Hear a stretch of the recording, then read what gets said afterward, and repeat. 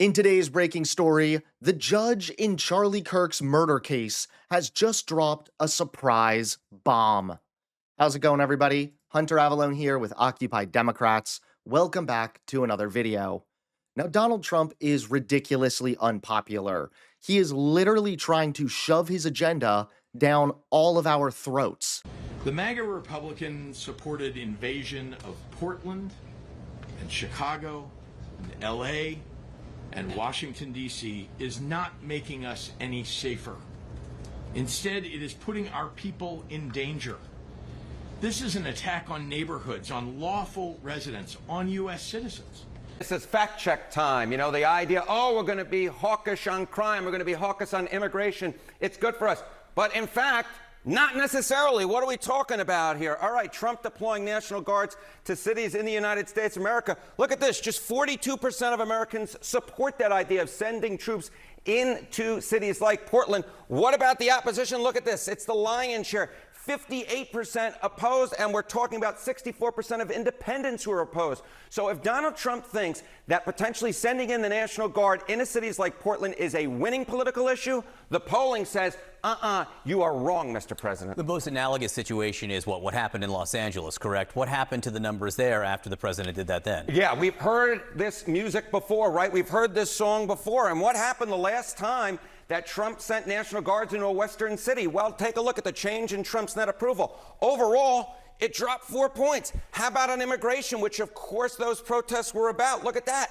It dropped by 7 points. So we have history of Donald Trump sending the National Guard into a western city. And what happened was there were clear political ramifications for the President of the United States, and they were not good ramifications. What happened was his overall approval rating dropped by 4 points, and his immigration approval, which had been his best issue up to that point, dropped by 7 points, went from net positive territory to net negative territory. And in this case, he says he's doing it to protect ICE facilities, which brings us to the issue of ICE in general. What are opinions on this incident? Yeah, so let's take a look at ICE approval. All right, ICE's net popularity rating. You know, in Trump's first term, it was at 0 points. Not too great, but not too bad either. But take a look now. Look at this. Immigration and Customs Enforcement, that agency, look at that. Minus 14 points. Down it goes because of their actions during the second Trump term. In fact, the Pew Research Center polled 16 different agencies.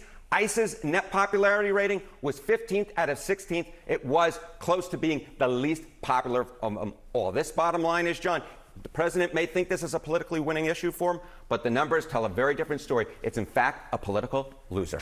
Interesting. All right, Harry Ann, thank you very much. Thank you, my friend. And now a judge has just stood up to Donald Trump. That's right. The judge in Charlie Kirk's murder case has just dropped a surprise bomb. Take a look at today's top story. President Donald Trump was left stunned today after a Utah judge dropped what sounded like a direct warning during the first hearing in the case of Charlie Kirk's accused killer. Tyler Robinson, 22, is charged with fatally shooting Kirk on September 10th while the conservative activist was speaking at a college campus in Orem, Utah. Prosecutors say Robinson fired from a sniper's perch, hitting Kirk in the neck with a high-powered rifle. Kirk, just 31 years old, was a close Trump ally and the founder of Turning Point USA. In court Monday, Judge Tony Graff appeared to push back against the growing political pressure surrounding the case, including repeated comments from President Trump himself. Before adjourning, Graff declared, "Let me be clear, I will not put my finger on the scale of justice."